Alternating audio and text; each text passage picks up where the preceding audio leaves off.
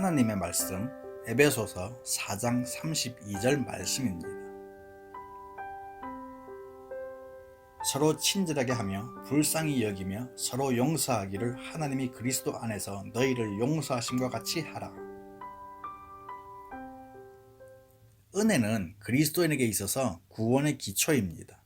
동시에 그리스도인의 삶의 기초입니다. 그리스도인이란 은혜로 구원받고 은혜로 사는 거예요. 한번 따라합시다. 나는 은혜로 구원받고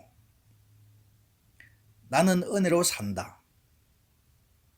우리가 이렇게 고백하고 선포할 때 그 말씀이 우리 마음 가운데 깊이 와 닿을 줄로 믿습니다.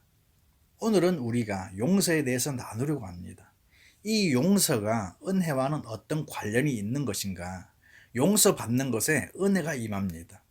어떻게 용서받는 것이 은혜라고 하는 것일까? 여러분 중에 혹시 어릴 때부터 지금까지 성장해 오면서 내가 큰 실수나 잘못을 저질렀는데 그것에 대해서 용서받아 본 경험이 혹시 있습니까?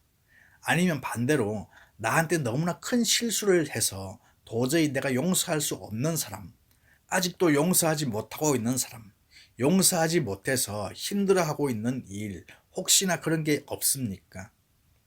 어떤 분이 시장에서 콩나물 두부를 팔았어요.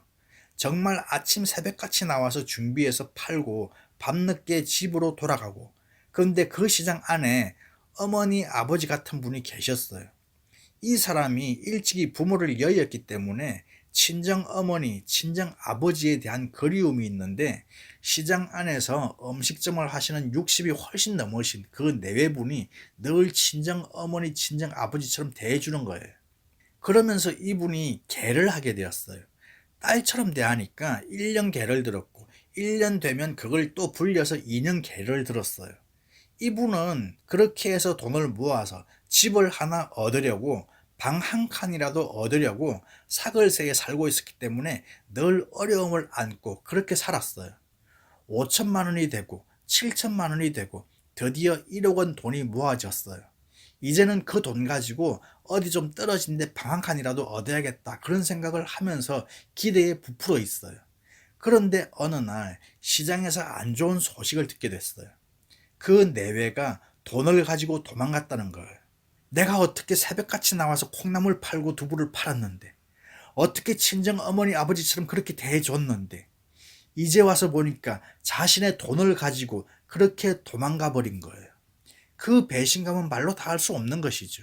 그 사람에게 그 돈이 다였는데 그걸 가지고 도망갔으니 그 손해는 얼마나 크며 그 억울함과 분함은 말로 다 할 수 없는 거예요. 어떤 사람이 빈털터리로 왔어요. 그래서 하도 그 사람의 처지가 불쌍해서 자기 집에서 일을 돕게 했어요. 시켜보니까 성실해 보여서 정식 직원으로 채용을 해서 육개장의 비밀을 가르쳐주고 마치 어영제처럼 1년, 3년, 5년을 지내면서 함께 일을 했어요. 어느 날 자기 사정이 있어서 그만두겠다고 나갔어요. 빈털터리였는데 무슨 사정이길래 그만두냐니까 이런저런 핑계대면서 결국 나갔어요. 그러고 2주가 지났는데 자기 집 앞 길 건너편에 음식점이 하나 생기는데 알고 봤더니 그 사람이 거기다가 음식점을 차린 거예요. 이럴 때 그 배신감, 그것은 견딜 수 없는 고통으로 다가온다는 것이죠. 또 이런 경우가 있어요. 해외로 나가서 살면서 5층짜리 빌딩을 관리하도록 맡겼어요. 그리고 연봉도 넉넉하게 주면서 거기에서 나오는 관리비 등등 모든 것을 맡겼어요. 몇 년 외국 생활하고 돌아왔더니 소유권이 그 사람에게 넘어가 있는 거예요. 외국에 살고 있는 동안에 어떻게 수를 썼는지 그 건물을 자기 것으로 만들어 버린 거예요. 관리하라고 맡겼는데 그것을 자기 것으로 삼켜버리고 말았어요. 지금 이 세 가지 케이스를 보면 도저히 용서할 수가 없어요. 설령 내가 인간적으로 입으로 용서하겠다 해도 내 속 안에서는 그 사람에 대한 용서가 안 되는 거예요. 오래전 50 시절 버마 상공에서 칼기가 폭파됐어요. 사업자 출장길에 나섰다가 그만 남편이 죽고 말았어요. 김현희 때문에. 그런데 오랜 세월이 흘렀는데도 그 부인이 내 남편을 죽게 한 그 여인 한 번도 본 적 없는 김현이지만 나는 결코 용서할 수 없다는 거예요. 그러다 결국엔 미워하는 자신이 너무 힘들고 괴로워서 마음으로 용서하긴 했지만 미워하는 동안 그 고통이 얼마나 컸겠어요. 하나님께서 인간에게 시간을 잘 관리하라고 맡겼어요. 그랬더니 시간을 자기 것으로 만들어 버렸어요. 우리에게 인생을 선물로 주시고 인생을 잘 관리하라고 맡겼어요. 그랬더니 그 인생을 자기 것으로 만들어 버리고 자기 마음대로 살아요. 자녀를 잘 키워서 성장하게 하라고 맡겼어요. 그랬더니 부모가 자녀를 관리하는 게 아니고 자기 소유로 삼아서 자기 마음대로 키우는 거예요. 돈을 하나님께서 관리하라고 맡기셨더니 그것을 자기 것으로 만들어 버렸어요. 이걸 우리는 배신이라고 말합니다. 어쩌면 첫 번째 케이스, 두 번째 케이스, 세 번째 케이스, 네 번째 케이스, 이것에 해당되는 사람이 누구냐? 바로 나예요. 도저히 용서받을 수 없는 짓을 한 사람, 주인을 배신한 사람, 그게 바로 나예요. 그래서 사도 바울이 자기는 도저히 용서받을 수 없는데 용서받은 그 사실 때문에 자기를 표현하기를 나는 죄인 중에 죄인, 괴수라고 했어요. 그만큼 하나님 앞에서 자기가 얼마나 악한 존재였는가를 그렇게 고백한 거예요.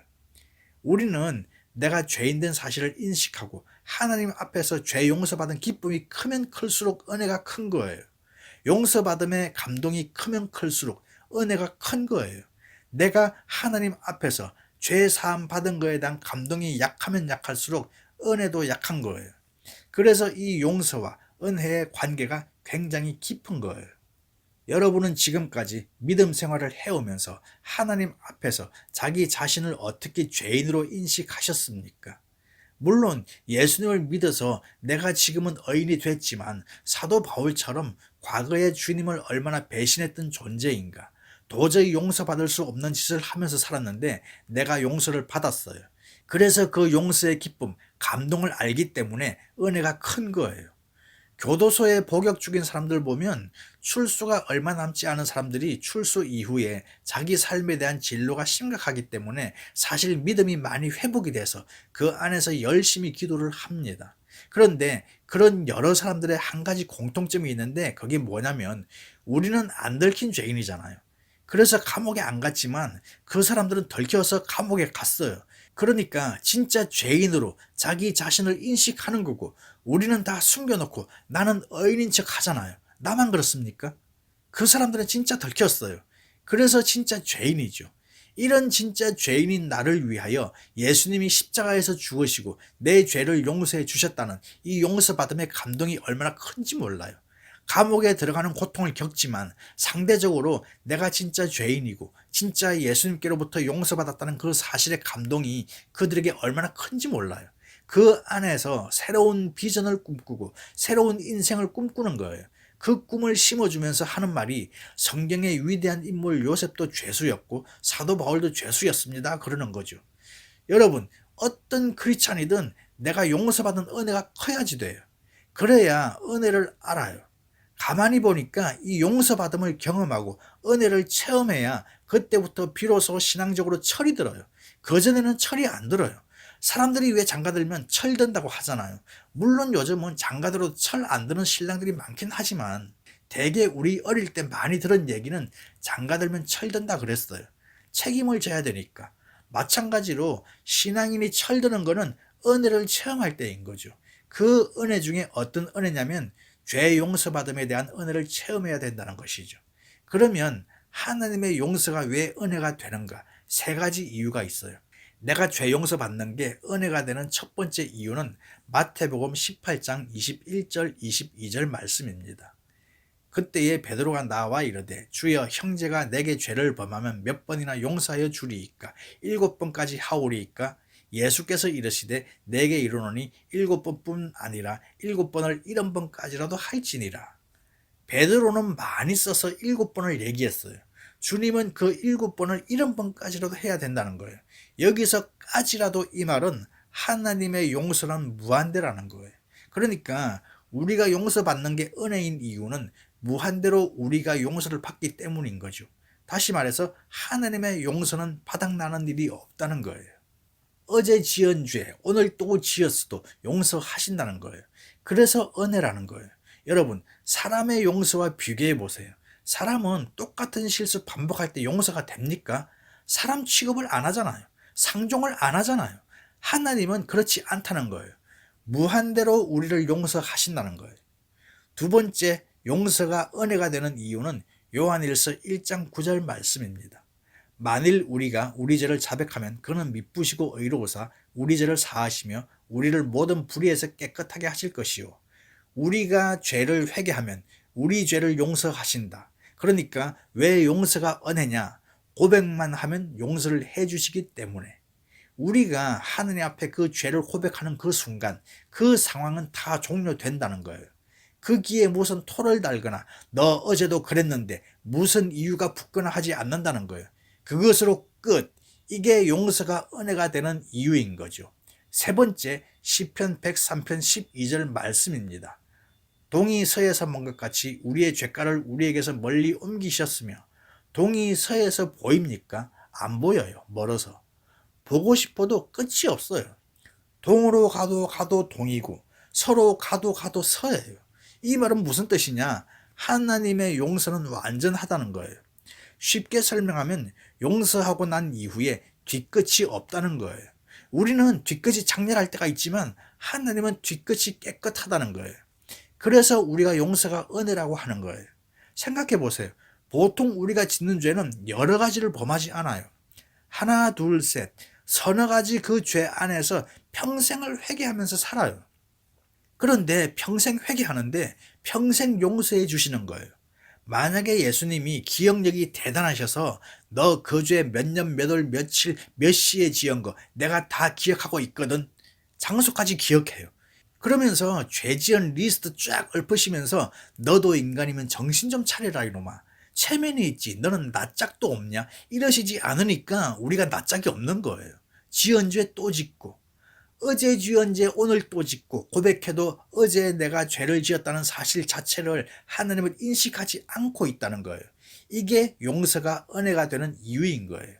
그러므로 죄책감에 얽매이는 것, 이것은 신앙적인 판단이 아닌 거예요.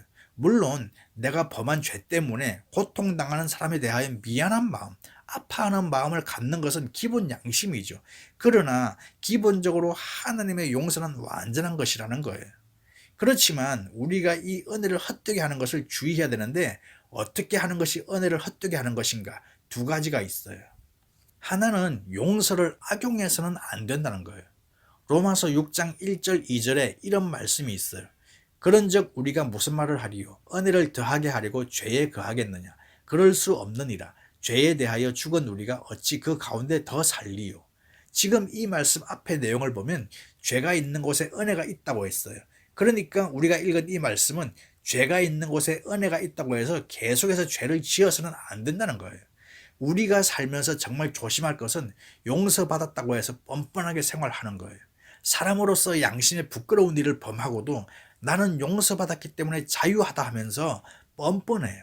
세상 사람들이 기독교인들을 향해서 제일 싫어하는 모습이 이거예요. 용서받았다는 것 때문에 자기가 한 일에 대해서 뻔뻔한 짓을 하는 거예요. 이건 은혜가 남용되는 거예요. 자유가 남용되는 거예요. 이것은 은혜를 헛되게 만드는 거예요. 또 하나 있어요. 은혜를 헛되게 만드는 것. 에베소서 4장 32절 오늘의 말씀입니다. 이 말씀을 다시 한번 읽어보는데 이번에는 새번역 성경으로 읽어봅니다. 서로 친절히 대하며 불쌍히 여기며 하나님께서 그리스도 안에서 여러분을 용서하신 것과 같이 서로 용서하십시오. 용서해야 할 사람을 용서하지 않는 것, 용서해줘야 할 사람을 용서해주지 않고 사는 것, 이것은 내가 받은 용서의 은혜를 헛되게 만드는 거예요. 그래서 말씀하시는 거예요. 그리스도 안에서 하나님이 너희를 용서하신 것 같이 서로 용서해라. 내가 누군가를 어떤 이유로 처음에 얘기했던 네 가지 케이스처럼 그런 배신자가 어떻게 있을 수가 있어. 그럴지라도 그들을 용서하지 않는 것은 하나님의 용서의 은혜를 헛되게 만드는 것이라는 거예요. 여러분, 오늘 두 가지를 우리에게 말씀하셨어요.